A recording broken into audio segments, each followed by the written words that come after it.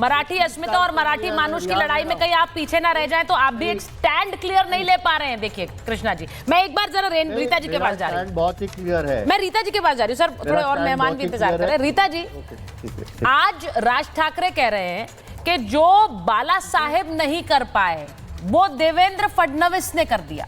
अब मुझे ये नहीं समझ आ रहा कि इसमें आप बाला साहेब का कद गिरा रहे हैं या देवेंद्र फडणवीस का कद बढ़ा रहे हैं।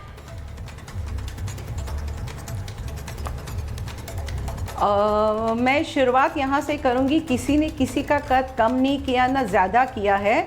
उन्होंने जो बात कहनी थी वो बात, अगर जो समझदार इंसान है उसको बहुत अच्छी तरह से वो बात समझ आई है। दूसरी बात, आप जो वो केडिया का जो विषय था, मुझे हेगड़े जी ने बहुत अच्छी तरह से आपको बताया।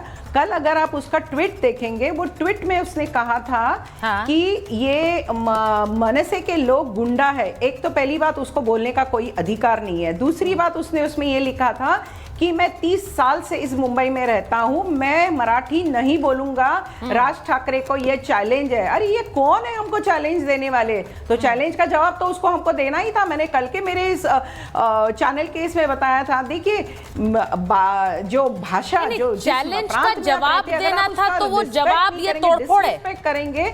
तो मुझे आप एक चीज बताइए, आप कह रही हैं जवाब तोड़फोड़ है। और मुझे दूसरी बात है, केडिया को मुंह डालने की जरूरत क्या थी इस बात में? केडिया से के पास हम गए थे क्या? केडिया ने क्यों अपना बड़ापन दिखाने के लिए किया, और आज उसको क्यों हमको सॉरी बोलना पड़ा? अरे आप इस, चलिए मैं मान जाती हूँ उन्होंने गलत बात कही, मुंबई में उन्होंने गलत बात कही।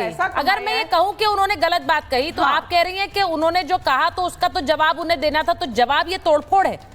तो ये जवाब ऐसा जवाब दिया जाएगा, मतलब सड़कों पर तोड़फोड़ और गुंडागर्दी सही होगी? दिया है नहीं, उन्होंने राज साहब को चैलेंज किया और राज साहब को डायरेक्ट बोला है, तो उसका जवाब राज साहब वापस डायरेक्ट जवाब दे देते। बोलेंगे हम गलत है तो गलत है, जवाब तो देना पड़ेगा।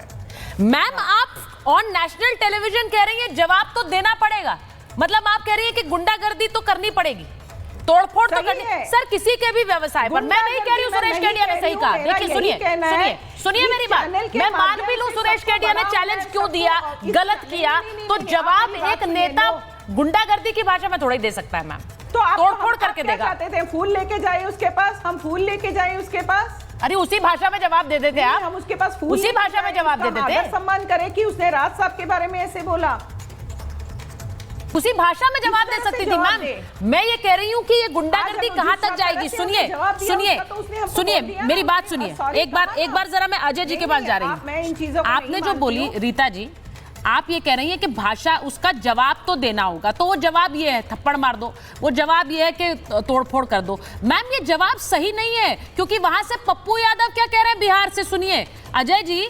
पप्पू यादव कह रहे हैं कि मैं राज ठाकरे को कहना चाहता हूं कि मैं वहीं आकर पीटूंगा, और बिहार के लोगों के साथ और यूपी के लोगों के साथ इस तरह का व्यवहार है, तो ये भाषा भी गलत है, ऐसे कैसे बोल सकते हैं? लेकिन मैम ये बैकलैश होगा, और मैं उसी बात के लिए कह रही हूं कि ये आम आदमी पिसता है इसमें, और कोई नहीं पिसता है, आम आदमी पिसता है। वहां दुकानदार थप्पड़ खा रहा था, यहां पर देख लीजिए तोड़फोड़ हो रही है, वो माफी मांग रहे हैं सुरेश केडिया जी। अजय जी, पप्पू जी को क्या पड़ी है इसमें कूदने की और इस तरह चैलेंज? सबसे पहले तो रीता गुप्ता जी को नेशनल हिंदी डिबेट का बहिष्कार करना चाहिए। इनको इस डिबेट में यहाँ मराठी में बोलना चाहिए। अगर ये मराठी की इतनी ही बड़ी पक्षधर हैं, तो इस डिबेट से तुरंत जाए, तमाम हिंदी चैनलों का बहिष्कार करें, ये बॉलीवुड को निकाल बाहर करें मुंबई से, ये तमाम उद्योग धंधे बाहर कर दें मुंबई से, बिहारी टैक्सी ड्राइवरों को छोड़ दें। आपने जो टाटा का पैसा लिया है, जमशेदपुर का पैसा लिया है, वहां पे जो बॉलीवुड है, वहां पे जो भोजपुरी संगीत है, सबको बाहर निकाल के समुंदर में फेंक दीजिए।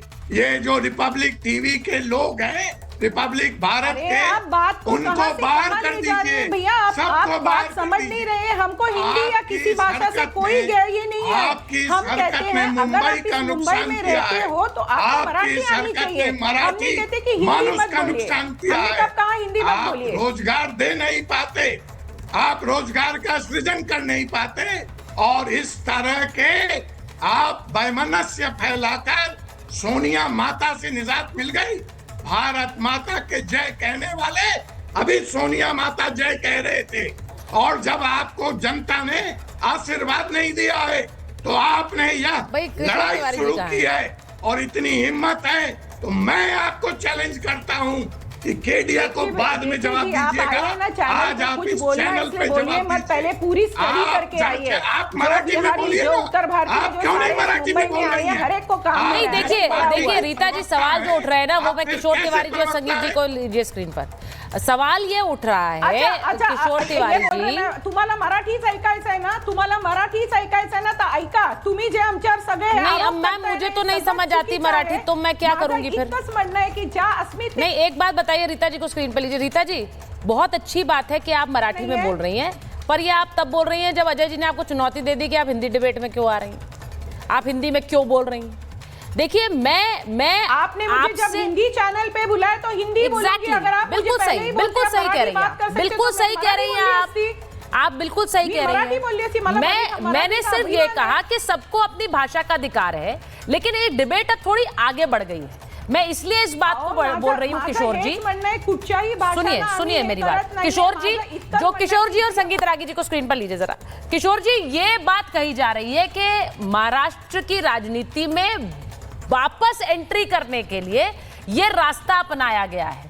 पहले राज ठाकरे के कार्यकर्ता वहां पर हिंदी भाषी लोगों पर या फिर हिंदी बोल रहे हो, मराठी क्यों नहीं बोल रहे हो, इस पर थप्पड़ जड़ रहे हैं, गुंडागर्दी वहां हो रही है, और फिर उनका साथ आना, ये सब प्लान्ड है, क्योंकि मराठी अस्मिता के नाम पर ही अब वोट मिल सकते हैं, वरना नहीं मिल सकते।